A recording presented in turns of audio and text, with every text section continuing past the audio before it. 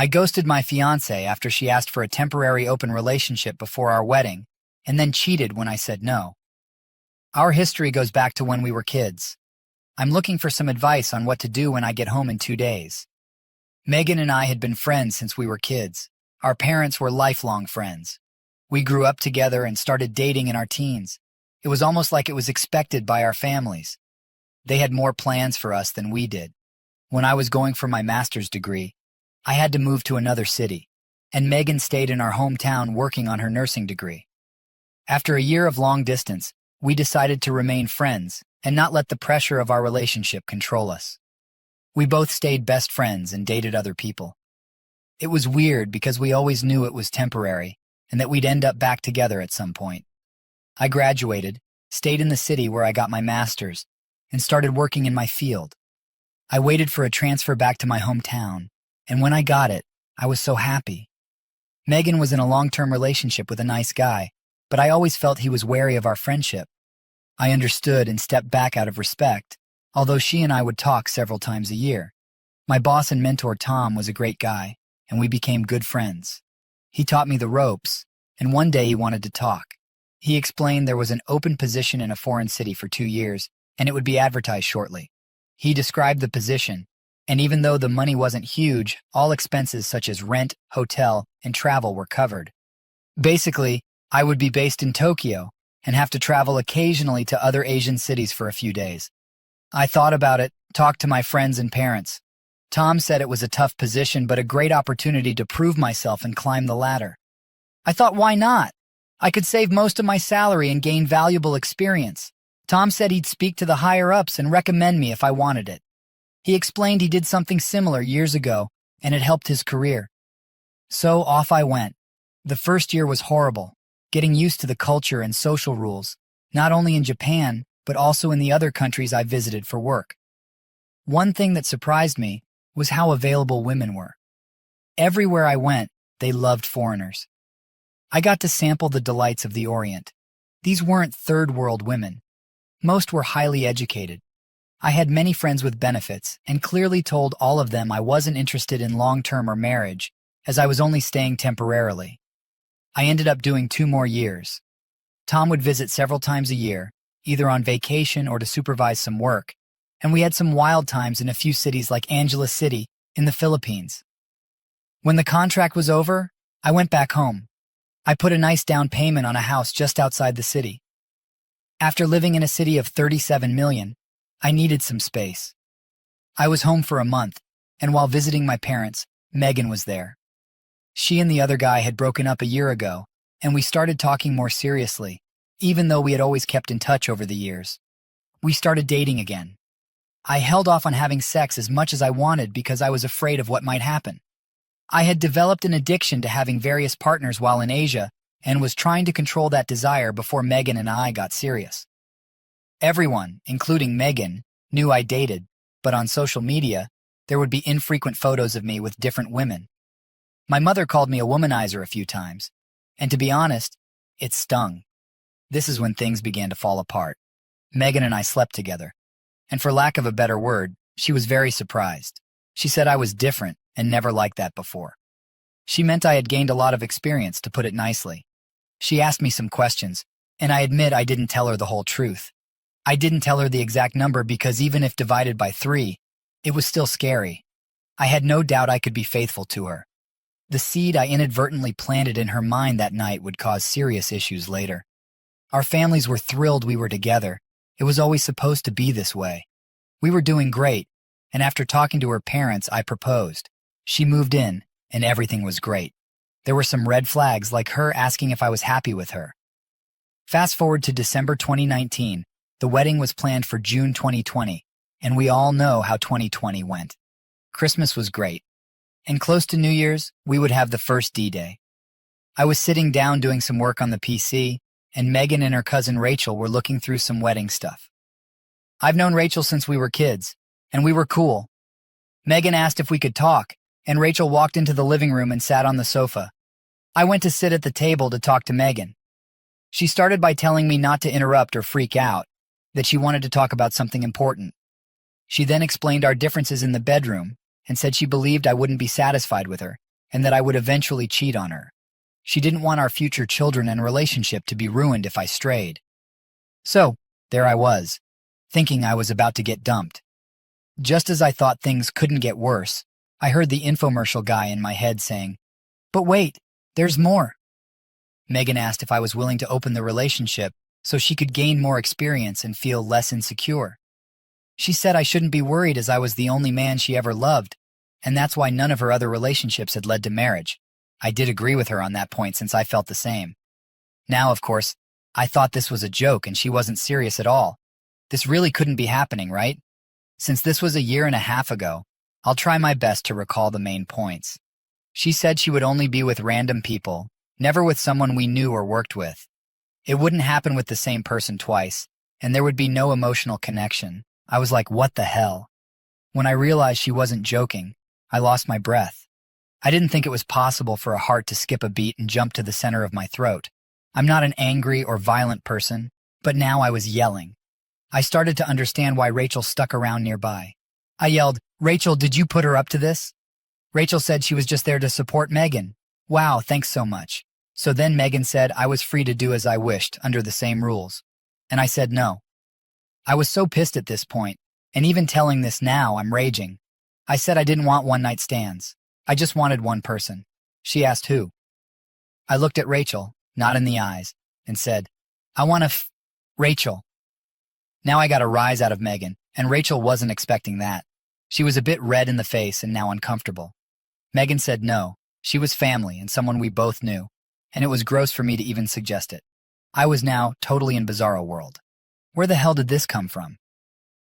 We argued back and forth for a bit, and I told her if she did this, the relationship was over.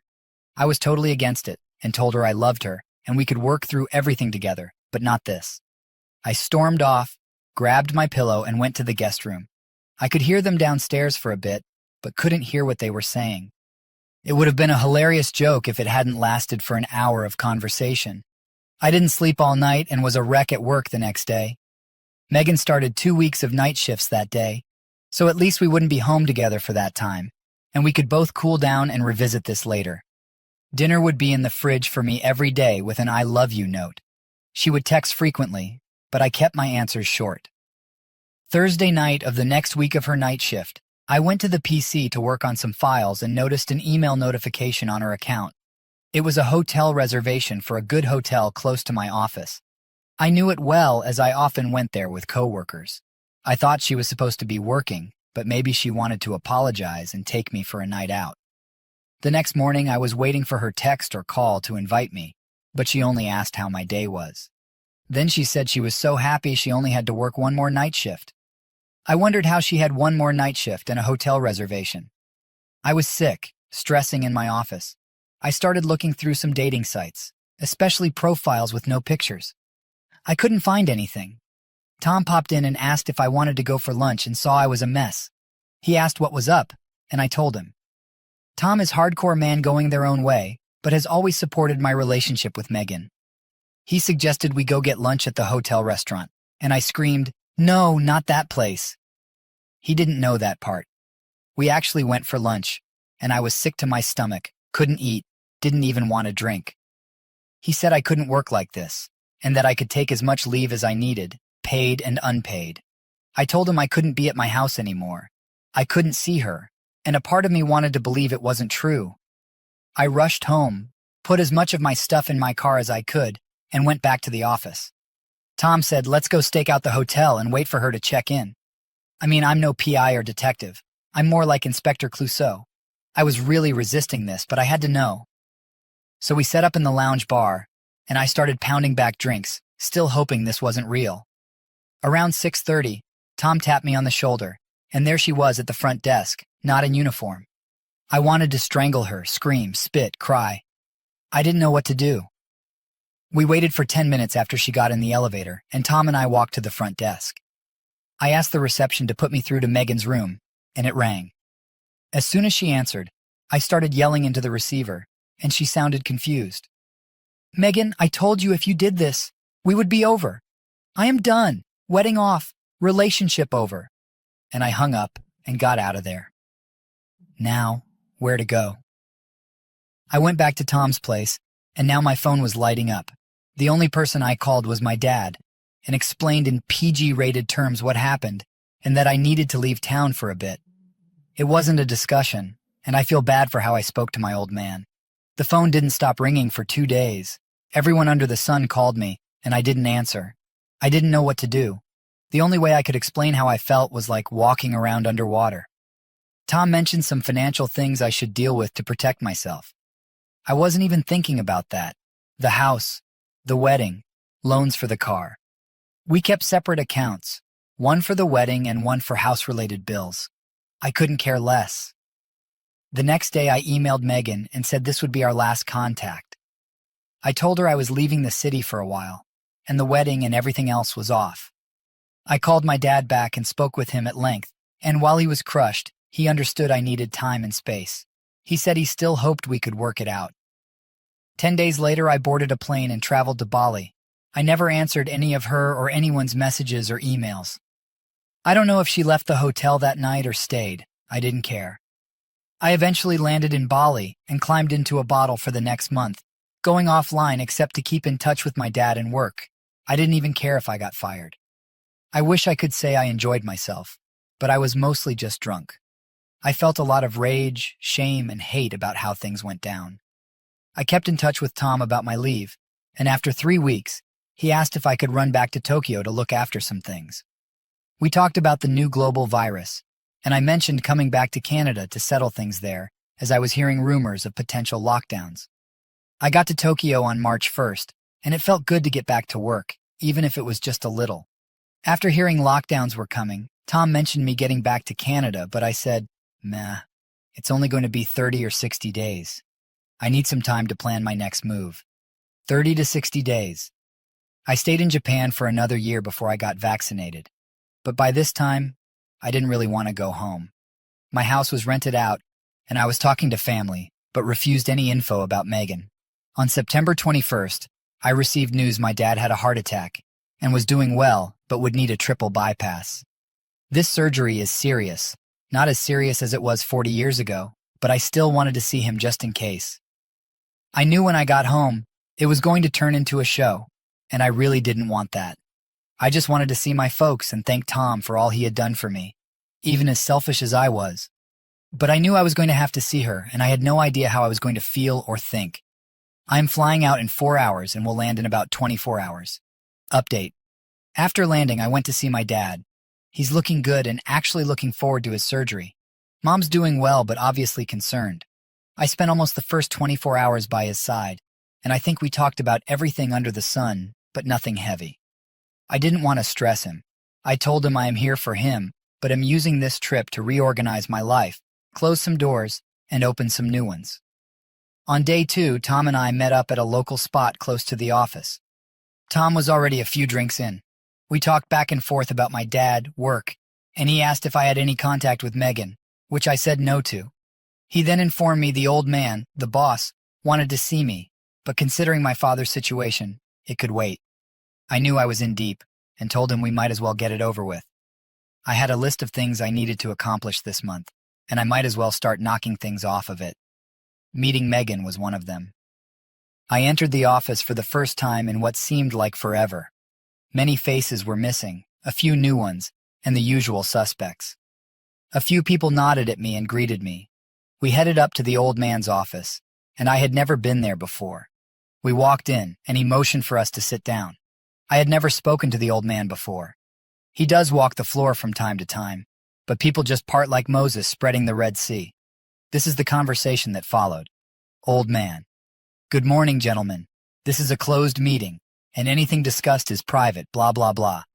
The old man just starts going off on a rant about responsibility and dedication, and he does have some good points, I have to admit. He looks at Tom and asks why they should keep me around. Tom says he does great work, has saved accounts, and acquired many new ones. Plus, we can't find anyone to do the job for the 20% below market salary we're paying him. What the F? Then Tom and the old man start maniacally laughing like that bar scene in the Goodfellas movie. The old man wipes away a tear from his eye and tells Tom that's why he's the best VP he has. I make a good salary, but come on, man, I feel quite slighted. The old man looks at me and leans in. Listen, kid, I know you had some problems with your woman, so let me give you some advice. He says some guy's name he's quoting. I don't know if I'm remembering word for word, but this is the gist of it. God gives women eyebrows, and she plucks them out and draws on new ones. God gives a woman a face, and she paints on a new one over it. God gives her breasts, and she buys a push-up water bra. God gives her a form, and still not satisfied, she buys slim-fitting clothes to change that form. If God himself cannot please her, then how can you, brother? Please don't kill yourself. Well, that kind of blew my mind a bit, I must say. The old man looks at Tom. I can trust you to handle this properly. Your mother will kill me if I have to fire you. So now it kind of hits me. They are effing related. Tom and I walk out, and I look at him and say, 20%, man, really? He puts his arm around me and says, don't worry about that, I got you covered. So am I getting fired or disciplined? No, dumbass, you're getting promoted. He puts his arm around me and kisses me on the side of the head. You could have told me that beforehand, you dick. Nah, it was much funnier this way. I missed you, kid. Now let's go get F up. It's 8:30 in the morning, Tom. Who does that? Do you still have a lot to learn about enjoying life? Doesn't surprise me with this guy. Really, what should I expect from someone who got all liquored up before onsen and got into a fist fight with a monkey? Got his ass kicked as well, I might add, at the hot springs in Japan. We did end up getting drunk. We talked about work and what was going to happen. We talked about Megan, and he advised me that I really should meet her and get closure. He said we both did stupid things, but we are good people. Once I get closure, then I will be able to move forward in my future without an anchor of emotion holding me back. He said once that is resolved, then we can talk about my employment future, what I want to do, and where I want to go. So that was checked off the list. At least I still had a job. Dad is looking good. There is still the matter of Megan, which has been consistently on my mind. I unblocked her on Facebook and scrolled through to prepare myself for what was to come. I sent a PM and asked if we could meet for dinner sometime soon. We only exchanged pleasantries and are meeting for dinner in the next few days. That will be my next update. Megan and I agreed to meet at a restaurant a few hours after she got off work. Now, going into this, I was afraid of two things: that my anger would remain and I would act accordingly, or that my love for her would remain and I would act accordingly. I was hoping to find a comfortable median in the gray area. All my plans flew out the window the moment she walked through the door. She looked wonderful. She smiled and walked over, and my stomach was in my throat. I wasn't this nervous when we lost our virginity together. We shared a short, awkward hug, and I could smell my favorite perfume on her. Was she about to love bomb me or play some emotional tricks? Was she in another relationship and here to show me what I missed? No rings on her finger, not even the one I gave her. We talked about my dad first, and she told me she always checked in on him when she was on shift and assured me his surgeon for the upcoming bypass was one of the best. We cooked around small talk like her extreme workload during the pandemic and what I experienced during lockdown in Tokyo. I was seriously getting ready to crack. I can assure you I was calm and collected on the outside, but falling apart underneath. I told myself I needed this to consolidate these feelings in order to move on. Finally, it seemed we were dancing around the elephant in the room for a painful amount of time, and she finally looked at me, and her face changed. The whole conversation after that is a blur. I will recount it to the best of my ability. First, I want to tell you how sorry I am for what happened and for hurting you. Are you sorry you got caught, or actually sorry for how you hurt me? Of course, I'm sorry for what it did to you, what it did to our lives and our future. I threw it away because of my insecurity. So did you plan it because of your insecurity? Or did you secretly want to punish me for the people I was with when we weren't a couple?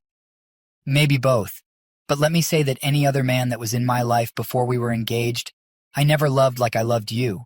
Her ex before me cheated on me because he always told me that he could never compete with the feelings I had for you. We broke up for that reason. I did not know this, and to be honest, I never felt bad he cheated. I never wanted you to know I was going to sleep with another man. I thought I could emotionally detach from it, and even if you found out, we could work through it like everything we ever experienced before. You thought very wrong. It was probably the most painful thing I've ever experienced. I didn't need you to be perfect or experienced. I just needed you to be mine. All of them, Megan, every single one, could never add up to what I felt with you. But now I am thinking, was it a real feeling, or the projection of the dream of us that our family wanted, or the fantasy we expected? It started to get emotional, and Megan excused herself and went to the washroom to collect herself.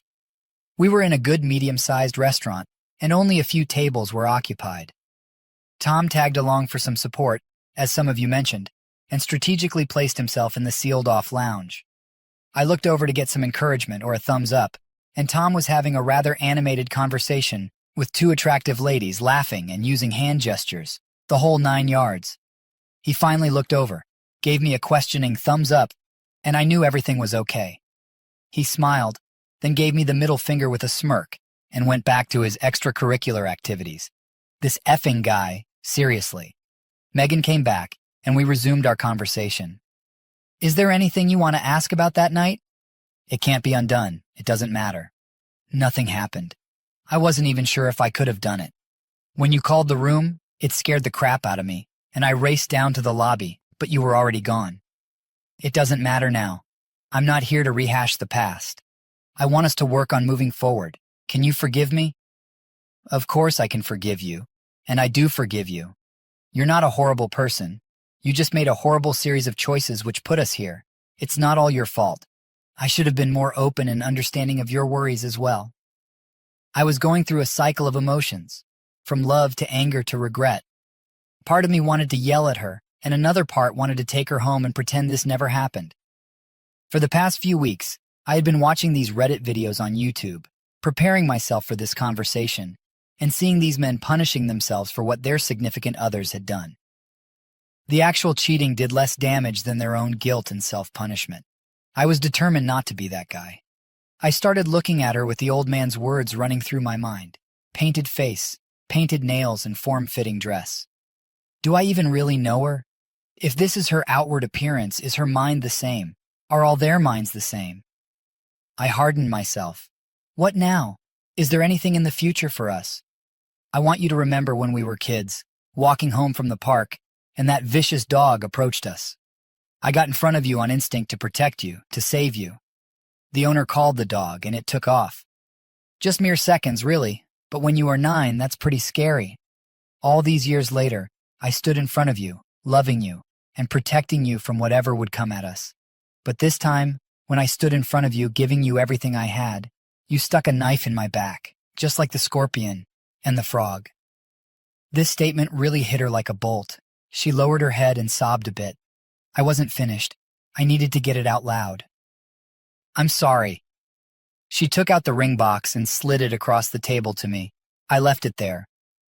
I don't want this. I am pissed off. You think I want to be sitting here with my heart jumping out of my throat and you crying? I want to be home playing with the baby we would have by now. I can't remember anything said in the next few minutes. She began sobbing and holding her hands to her face. I have said some shitty things in my life, but that one takes the cake. I apologized and said that went too far. It snapped me out of anger mode. The rest of the conversation calmed down, and after I had blown off that steam, we actually had a normal talk, just about life and the future. Because our parents are so close, and her mom and dad are like my second family and vice versa, we talked about how we could coexist in this realm as friends. Reconciliation was not on the table. She got up to leave, and we hugged for a long time.